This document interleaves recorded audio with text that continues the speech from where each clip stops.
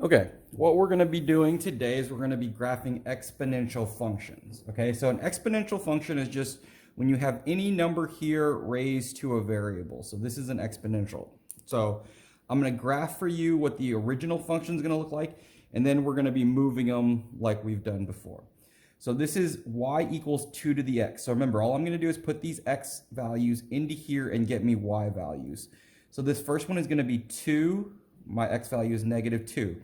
So remember, whenever you have a negative exponent, what are you going to do with it? You always send it to the bottom. So I'm going to make this is equal to 1 over 2 to the 2, right? So all I did was make that exponent positive and move it down to the bottom. And 2 to the 2 is equal to what? 4, so that's 1 to the 4th. So this y value is 1/4. Next one, I'm going to go 2 to the -1. Again, it's a negative exponent, so I send it to the bottom, 2 to the 1. And 2 to the 1 is equal to what? Just 2, so this is going to be 1 over 2. So this is 1 over 2, 0. So this is 2 to the 0. Anything to the 0 power is always going to equal 1. So you could have 5 to the 0, a million to the 0. It's always going to equal 1. Then you have 2 to the 1, which is just equal to 2.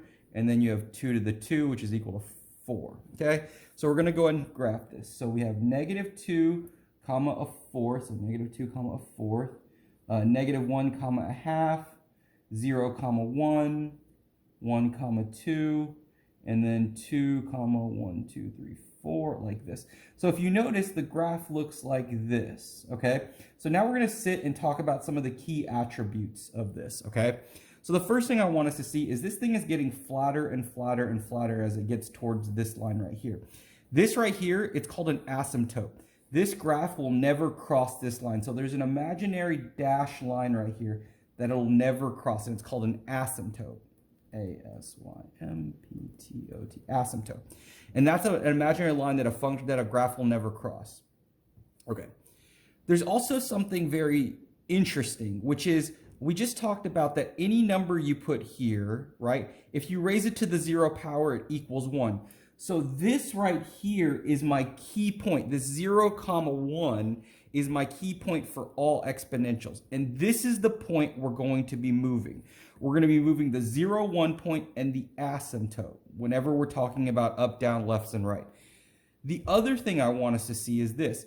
If you move the asymptote, you can move it up and down. That makes sense, right? So if you move this and we move up 2, you'd go up 2 and then draw my asymptote right there. But what happens when you move left 2? Well, if you have this line and you move it left 2, well, it's still the same line. Because if you move this 2 over, it's still just a line that goes like this. So it's interesting because asymptotes really only move up or down, and moving it left and right doesn't really do anything. Okay, so our problems are going to look like this. And we're going to have 4 things to do with this question, okay? So first thing we're going to do is state the parent function. So the parent function is always going to be what this looked like originally. So the parent function of this is this 4 to the x, okay? So 4 to the x. So my a here is going to be 4 to the x. I don't care if there's a negative here. I don't care if there's a number here. It's that base number raised to the x power that's always going to be my parent function. Okay, b, describe the transformations. Now, we're still going to use the same rules we've always used. Inside horizontal change, outside vertical keep. The difference is this. When I'm talking about inside, I'm talking about inside the exponent. So anything that's up here in the exponent is an inside. Anything that's not in the exponent is an outside. So this -3 right here would be considered an inside. So -3, so inside, it's going to move horizontally, either left or right, and I'm going to change it, so it's going to go right 3. And then this +2 is outside, so it's either up or down vertical, and we're going to keep it, so it's going to go up 2. Okay? Now we're going to state the domain and range and identify the asymptote. So I'm going to graph this for us. On your activities, I'm already going to have the graph for you. So all you have to do is just look at the graph and state the domain and range and identify the asymptote.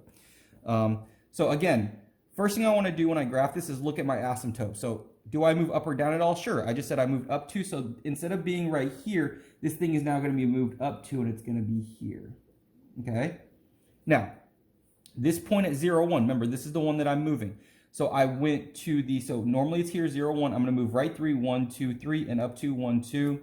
And my dot goes here. So my graph is going to look like that right there.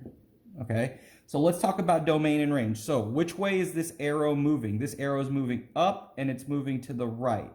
Now, this arrow is going straight left. Whenever you have an asymptote, it's never going to go two directions on that flat line, okay?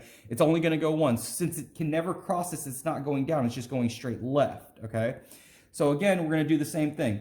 So remember, domain and range, right? Domain goes left and right, and range goes down and then up. Remember, I want that down first. So do we have a left arrow? Sure. So I'm going to put that negative infinity. Do we have a right arrow? Sure. So I'm going to put the infinity. Remember, infinities get parentheses. Now, range. Do I have a down arrow? No. What I'm going to use for my number here, because I'm not going to use this dot, I'm going to use this asymptote, because this is the lowest point of the graph. So this asymptote is at 2, comma, and then do I have an up arrow? Yes, so I'm going to put my infinity. Now, for this, because it's an asymptote, it's also special. Asymptotes are also going to get parentheses. Okay? And then D, identify the asymptote. Well, where is it at? It's at y equals 2. Because it's at that point right there, y equals 2. Okay? All right. So now we're going to do the next one. So A, what's my parent function? Well, it's always going to be that number. Ignore any negatives, anything like that. It's going to be 2 to the x. So 2 to the x is my parent function. B, describe the transformations. Well, this is an inside, so it's going to move horizontally, left or right, and I'm going to change it. So I'm going to move left 1. And this is an outside, so it's going to go down 3. But then there's a negative in front. The negative's on the outside. Remember, that's going to be a vertical reflection. Okay, vertical reflection. Okay. Now, C, so I'm going to graph this for us. So you're going to go down 3, 1, 2, 3, draw my asymptote. And then left 1, down 3, oh, that's too far. But because it's reflected, so left 1, oh, sorry, right here. Left 1, down 3, 1, 2, 3. Okay. Now, normally my dot would be here. But since it's a vertical reflection, instead of drawing it here on this side of the line, I'm going to draw it on the bottom part, and then it's going to go down. Sorry for this. I didn't plan. Okay, good. Okay, cool. So now let's talk about my arrows. Again, you'll have the graph on your activity. So which way is this graph which way is this arrow going? It's going down and to the right, and this one is going left. Okay? So again, I'm going to go my domain and range. Domain goes left and right. Range goes down and then up. Do I have a left arrow? Sure do. So I'm going to put that negative infinity, because remember, left side is negative. Do I have a right arrow? Sure do. I'm going to put positive infinity, because right is positive. Do I have a down arrow? Sure do. So I'm going to put that negative infinity. Down is negative. Do I have an up arrow? No. So I'm going to go to this asymptote, and this asymptote is where? It's at negative 3. And again, since it's an asymptote, it also gets parentheses, okay? So on your activity for today, all you're doing is stating the parent functions. Remember, ignore any negatives, ignore any of this. It's that base number raised to the x power. Describe the transformations. I need words, up, down, left, right. If there is a negative, remember it's going to be a reflection. State the domain and range. Draw my arrows on the lines. And then remember, domain is left, right, range is down, up, and then identify the asymptote. Where's that imaginary line at? And that's what we got for today. Let's go.